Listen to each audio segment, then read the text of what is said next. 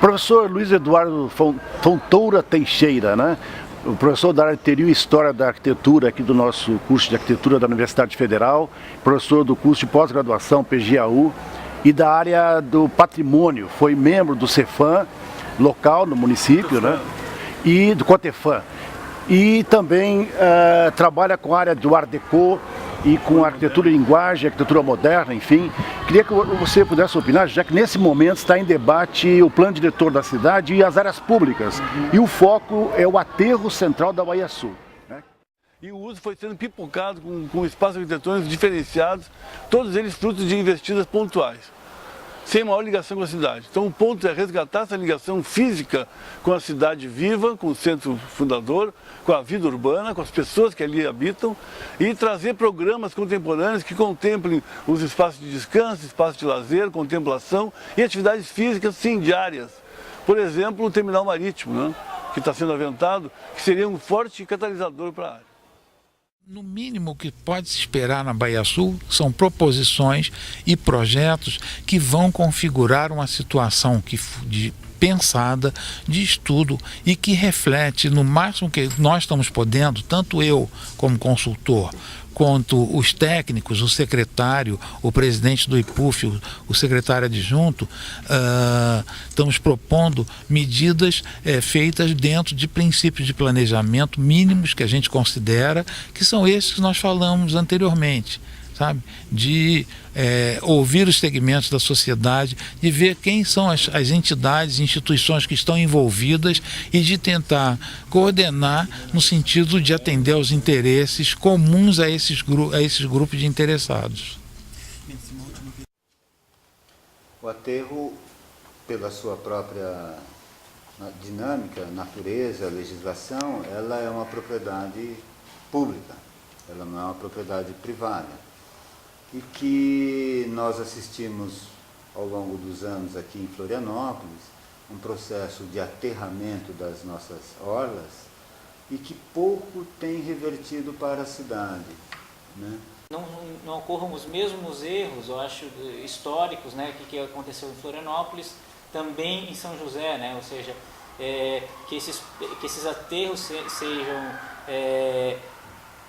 pensados e trabalhados como um espaço público, né, por excelência, e que eles sejam pensados como espaço em um projeto único de orla, né, como a gente já vê em vários outros projetos em outras cidades no Brasil e pelo mundo, né, projetos de orla famosos, né, como, por exemplo, o projeto da orla do Rio de Janeiro, para citar um projeto, ou os projetos de Barcelona, enfim, mas que sejam pensados, sim, como projetos inteiros, né, evitando essa fragmentação dos projetos, né, do aterro como se fosse uma costura entre vários projetos desconectados entre eles, né? Mas sim pensar como um todo, né? Como um todo que vai estar beneficiando a cidade, né? Em Florianópolis, na região, onde se inclui São José também, os aterros foram feitos para se resolver o problema viário, para fazer as grandes avenidas, o sistema de rodoviário da região.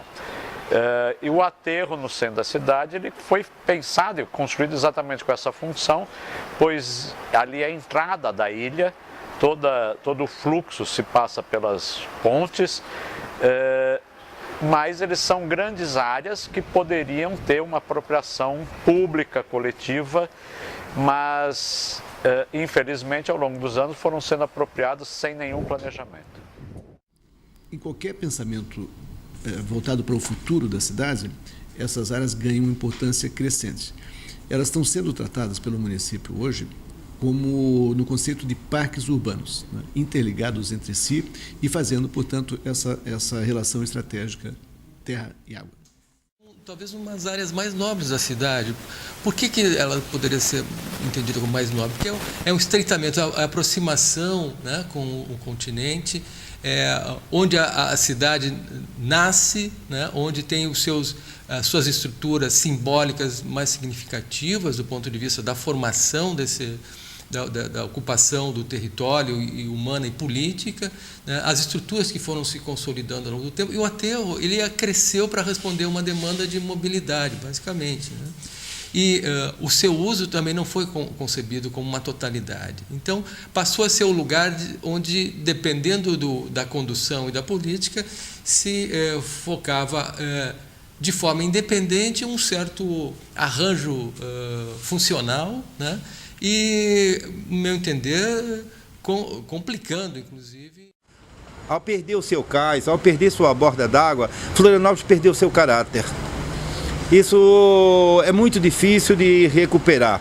Então, o projeto do paisagista Roberto Burle Marx, feito no meados dos anos 70 e inaugurado em 78, ele de alguma maneira tentou amenizar esse conflito, colocando no lugar um grande parque, a modelo do Parque Aterro do Flamengo. Mas esse projeto também teve a sua morte anunciada, porque ele não teve um programa muito bem definido, ele não teve uma gestão realmente adequada, as 3 passarelas que estavam previstas, só uma foi implantada.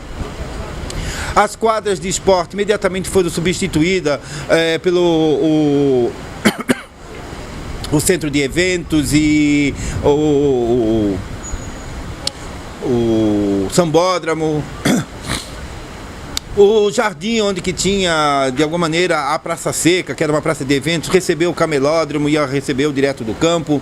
O outro jardim, que é onde tinha as fontes e tinha os playgrounds, recebeu o terminal urbano. Enfim, foi uma sequência de atentados criminosos contra esse projeto do paisagista, realmente, que é hoje considerado um dos maiores paisagistas da modernidade.